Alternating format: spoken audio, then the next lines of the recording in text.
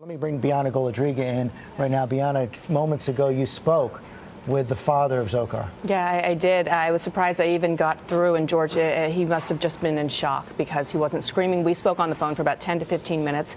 He told me that he had not expected this to happen, obviously. He had 2 sons and 2 daughters, all 4 living in the U.S., the 2 daughters living in New York, the son's in Boston.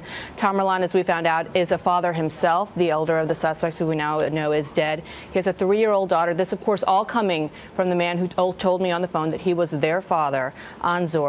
The 3-year-old granddaughter's name is Zahara.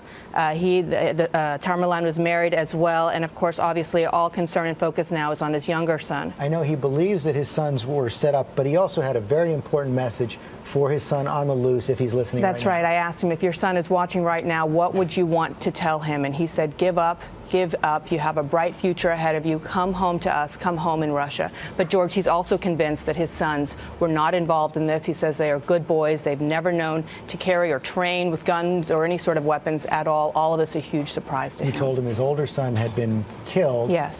And his response? And he was in shock. And what shocked me was that he said he had just spoken with the sons a few days ago after the apparent bombings went off. And he said that his sons were not there. They knew nothing about it. They were very calm and said, Dad, we don't frequent these type of events. But if his son was killed? If his son was killed, he said that he is devastated and he thinks they did it to him. He kept calling it them, the perpetrators. Bianna Golodryga, thanks very much.